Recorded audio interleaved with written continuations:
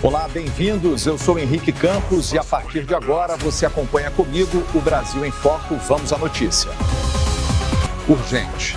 Advogados pedem prisão e o Brasil entra agora em alerta máximo. Advogados pedem prisão de Alexandre de Moraes e acusam o ministro do STF de tortura. Crise institucional explode no Brasil. O Brasil acordou diante de uma acusação que pode entrar para a história como uma das mais graves já feitas contra um ministro do Supremo Tribunal Federal. Advogados protocolaram uma representação formal acusando um dos homens mais poderosos do judiciário brasileiro de crimes extremos, incluindo tortura, abuso de autoridade e prevaricação. O alvo da denúncia é o ministro Alexandre de Moraes. E o nome envolvido no centro dessa explosão política e jurídica é o do ex-presidente Jair Bolsonaro. O que está acontecendo por trás das portas do poder? Estamos diante de uma denúncia legítima ou de uma tentativa de reação política? E até onde vai a autoridade de um ministro do Supremo? A crise ganhou forma quando os advogados Paulo Faria e Felipe Rocha apresentaram uma representação formal à Procuradoria-Geral da República, comandada por Paulo Gonet. No documento, eles pedem algo que até pouco tempo atrás parecia impensável: a prisão de um ministro do STF em exercício. Segundo os advogados, a conduta de Alexandre de Moraes no caso envolvendo Jair Bolsonaro ultrapassaria qualquer limite legal, configurando crimes previstos na legislação brasileira e em tratados internacionais de direitos humanos. A palavra usada na denúncia não é leve, não é retórica, não é metáfora. Os advogados falam explicitamente em tortura, alegando que decisões judiciais teriam provocado sofrimento físico e psicológico, agravado por um quadro de saúde delicado que, segundo eles, teria sido ignorado ou minimizado. De acordo com a representação, mesmo diante de alertas médicos e de informações públicas sobre o estado de saúde de Bolsonaro, as medidas restritivas teriam sido mantidas, o que, na visão da defesa, viola direitos fundamentais garantidos pela Constituição. Além da acusação de tortura, o documento também aponta abuso de autoridade, quando um agente público supostamente ultrapassa os limites legais de seu poder, e prevaricação, que ocorre quando um agente deixa de agir conforme a lei para atender interesses pessoais ou políticos. Os advogados sustentam que houve omissão deliberada, mesmo diante de riscos concretos à integridade física do ex-presidente. Essa combinação de acusações transforma o caso em algo muito maior do que uma simples disputa jurídica.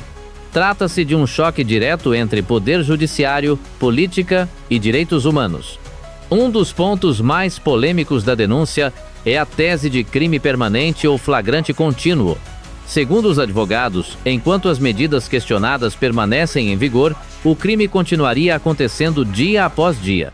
Com base nessa interpretação, eles defendem que a prisão em flagrante do ministro seria juridicamente possível, inclusive com base nas regras da Lei Orgânica da Magistratura.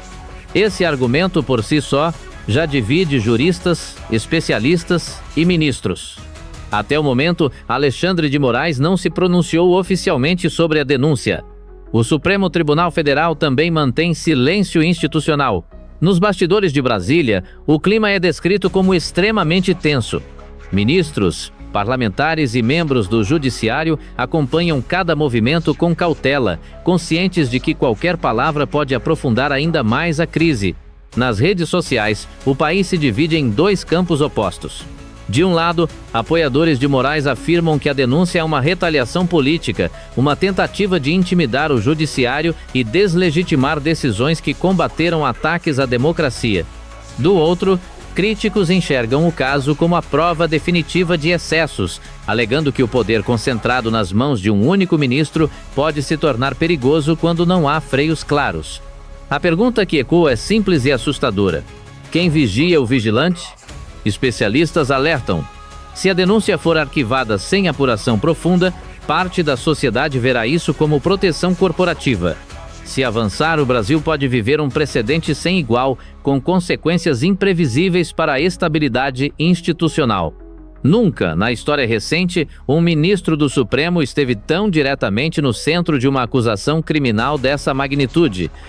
A Procuradoria-Geral da República pode arquivar a denúncia mais, pedir diligências metos, abrir investigação preliminar ou levar o caso adiante com consequências formais aques, qualquer decisão terá impacto direto no cenário político, jurídico e social do país.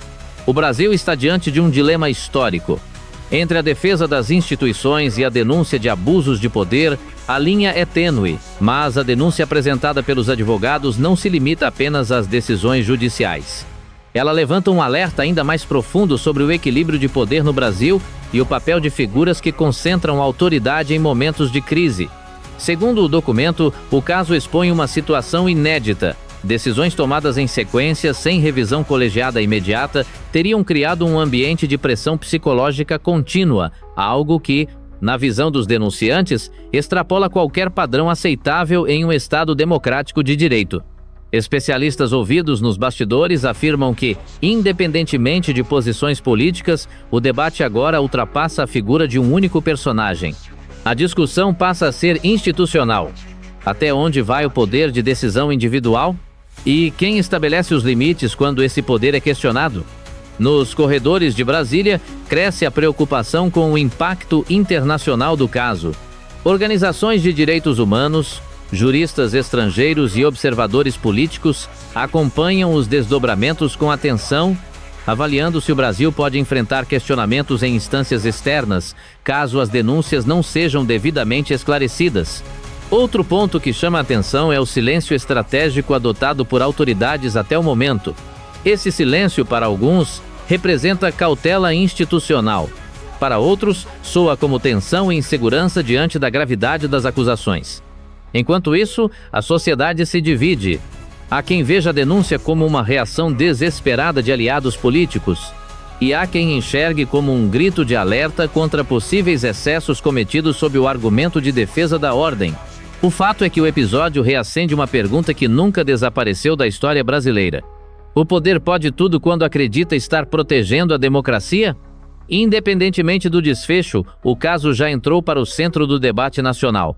Ele será usado como referência em faculdades de direito, rodas políticas, análises internacionais e principalmente nas conversas do cidadão comum que tenta entender onde termina a justiça e começa o abuso. Agora, todas as atenções se voltam para os próximos passos. Se houver investigação, o Brasil entra em território desconhecido.